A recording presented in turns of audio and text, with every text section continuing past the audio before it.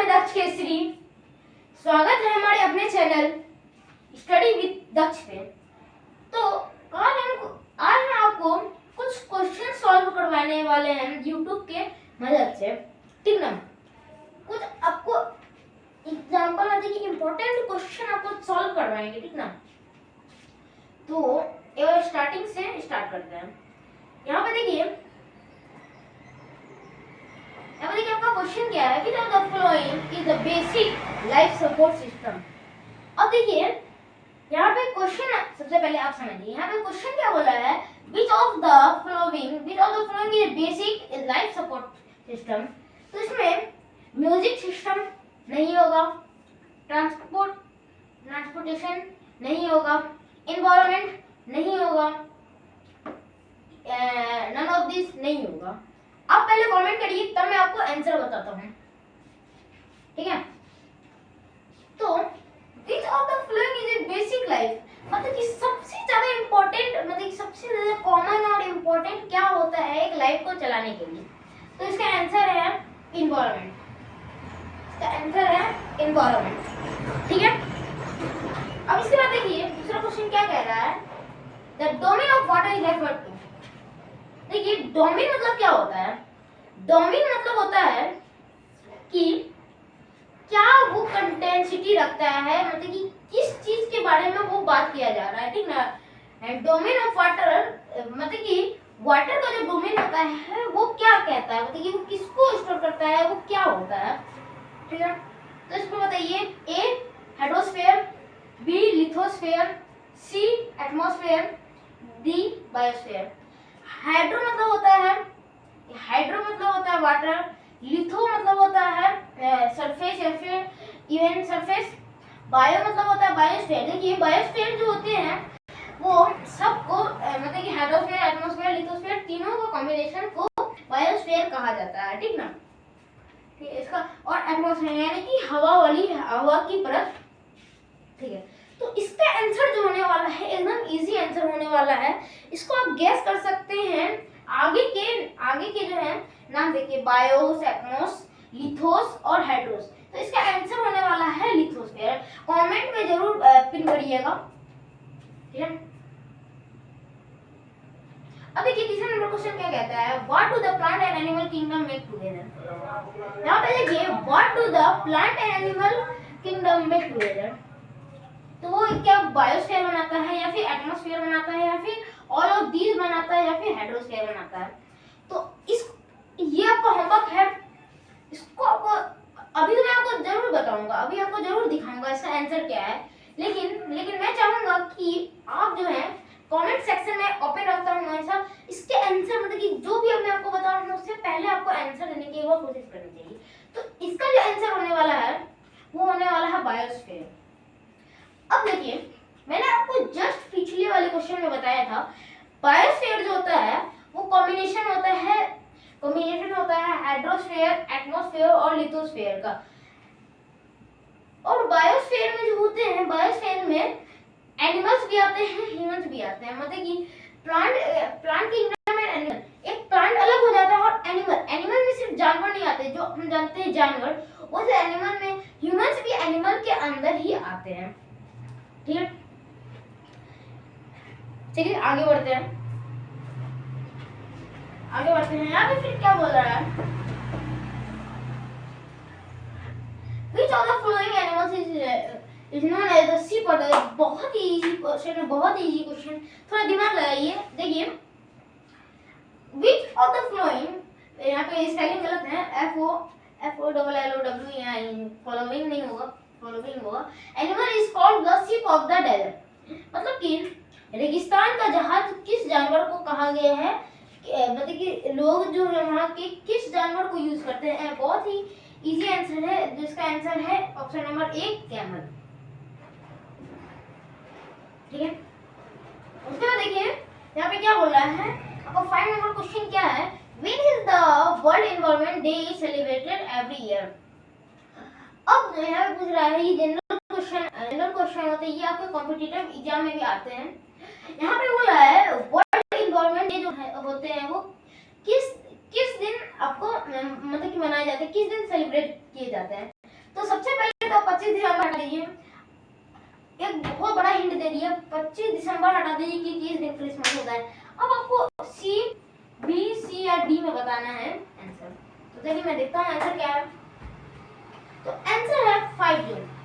5 जून को environment day और अर्थ day के भी नाम से जाना जाता है। ये हमारा जून का मंथ चल रहा है और कुछ ही दिन पहले हमारा क्या था, अर्थ डे या फिर एनवायरनमेंट डे था। जैसे कि जो गूगल में भी, गूगल भी बताए ना, अगर आप उस दिन मोबाइल चलाएंगे तो आपको पता होगा। तो देखिए यहाँ पे क्या बोल रहा है, 6 नंबर क्वेश्चन क्या बोल रहा है, who interact with the environment and modify according to their needs. तो इसका आंसर होने वाला है A human beings, B animals, C rivers या फिर डी माउंटेन्स। जल्दी से कमेंट करिए। तो इसका आंसर होने वाला है ह्यूमन बीइंग्स होने वाला है। आप पिछले साल या इसी साल एडेप्टेशन पढ़ेंगे या पढ़ चुके होंगे। मेनली जो होता है सबसे जल्दी, सबसे पावरफुल जो होता है, हम ह्यूमन जल्दी से इंटरेक्ट करते हैं ह्यूमन बीइंग्स, ठीक ना।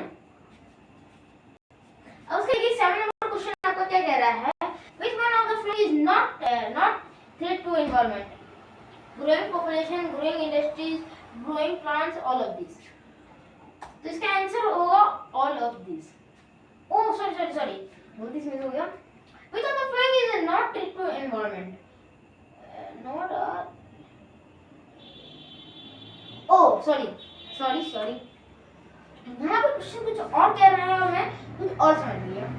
Which of the following is not threat, मतलब कि क्या जो होता है वो अच्छा होता है, मतलब कि क्या होता है वो अच्छा, not a treat for to environment, क्या है जो कि ट्रीट है एनवायरनमेंट के लिए, ट्रीट नहीं है, ठीक ना, वो आपके लिए ट्रीट है ग्रोइंग ऑफ प्लांट्स, क्योंकि प्लांट होते हैं आपको ऑक्सीजन प्रोवाइड कराते हैं।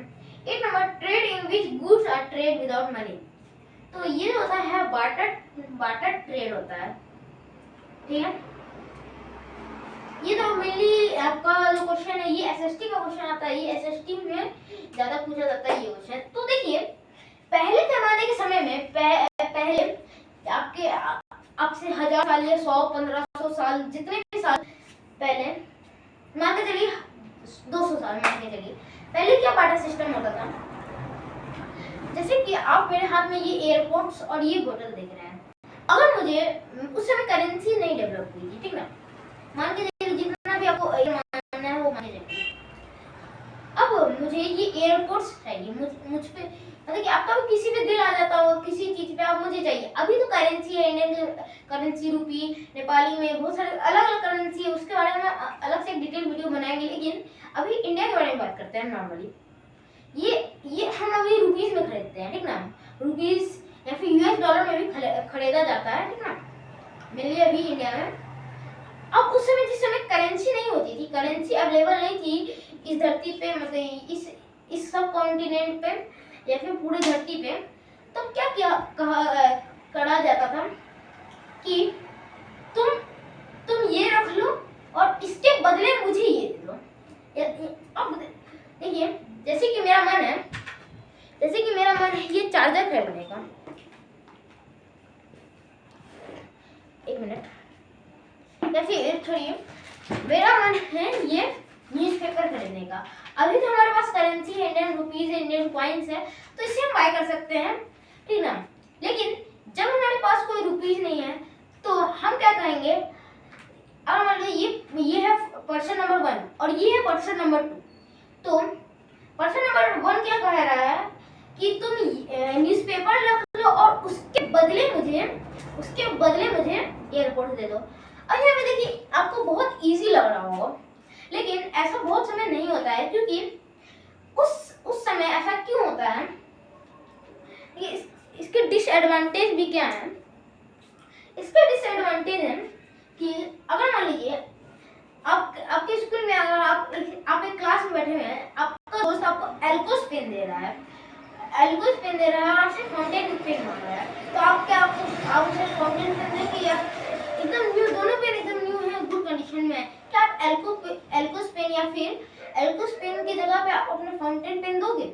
नहीं। ऐसा ही काम करता है बार्टर सिस्टम का डिसएडवांटेज। ये जो होता है कभी कभी वर्क नहीं करता है। क्योंकि अगर मान लीजिए देने वाले को जो दे रहा है, मतलब कि सेकंड पर्सन जो है, जैसे कि एयरपोर्ट्स वाला जो है, मैं आपको फिर बताता हूँ, एयरपोर्ट्स वाला बोलता है ये इसकी जरूरत मुझे नहीं है, तो ये मतलब कि इसको तो लेने का, इसको तो लेना है, लेकिन एयरपोर्ट्स का जो मालिक है, जैसे कि मान लीजिए मैं एयरपोर्ट्स का मालिक हूँ और पर्सन वन दूसरा मालिक है, मतलब कि न्यूज़पेपर का मालिक है, तो वो मुझे बोलता है कि ये पेपर ले लो और मुझे ये दे दो, लेकिन मैं बोलता हूँ ये मुझे जरूरी नहीं है, ये मुझे जरूरी नहीं है, तो तुम कहीं और देख लो, ठीक है। तो उसका मन तो दुखी हो गया। अब जो है प्रोडक्ट एक्सचेंज नहीं हुआ। जब हमें प्रोडक्ट की यूज नहीं होती है, जब हमें उस प्रोडक्ट की यूज नहीं होती है, तो हम उसे एक्सचेंज नहीं करते हैं जल्दी, ठीक है। उसी टाइप से बार्टर सिस्टम काम करता है। अगर मान लीजिए आपके पास 1 कुंटल राइस है, 1000 किलो राइस है, आपके पास सिर्फ राइस है, आपको खाना बनाने के लिए सिर्फ राइस तो नहीं चाहिए, ऑयल चाहिए, आप 1 किलो ले गए और 1 पाव ऑयल मांगा।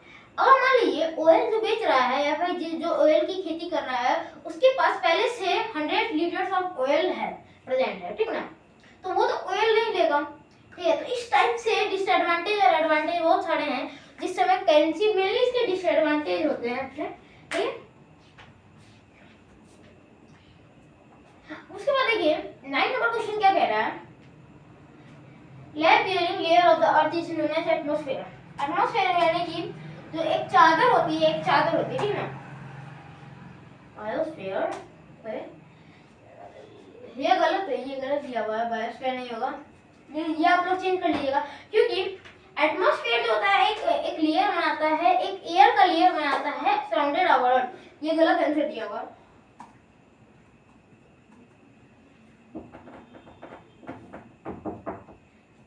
ए biotic component of environment is, चलिए देखते हैं आंसर, लैंड।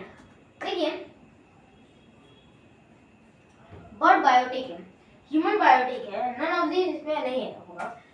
इन तीनों में नॉन लिविंग थिंग क्या है, ये लिविंग थिंग है, ये लिविंग थिंग है, ये नॉन लिविंग थिंग है, ठीक ना।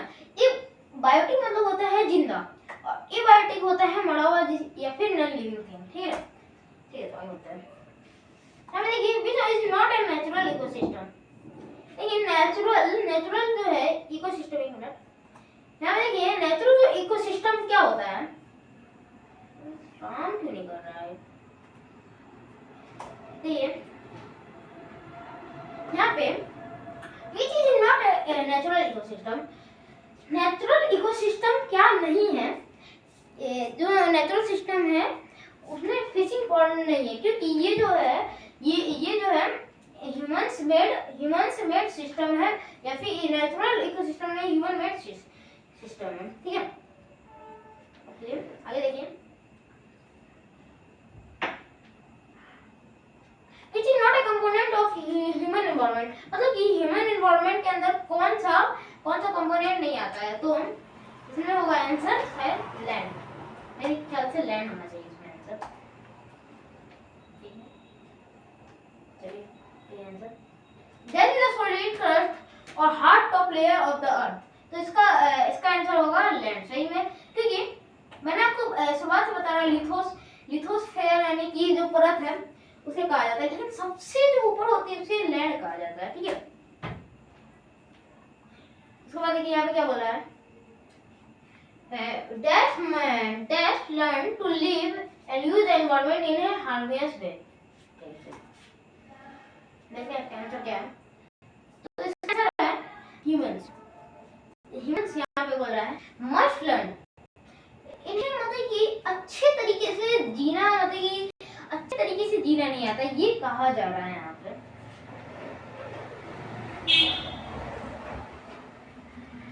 यहाँ 15 नंबर क्वेश्चन क्या कह रहा है, which of the following is not the major domain of the earth, यहाँ पे जो है मेजर डोमेन क्या नहीं है, तो इसका आंसर होगा troposphere,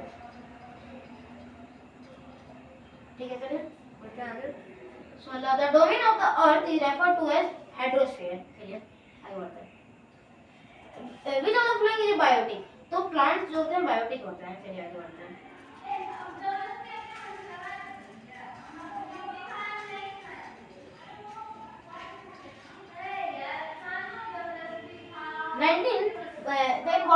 The environment means neighborhood। ठीक, चलिए आगे बढ़ते हैं।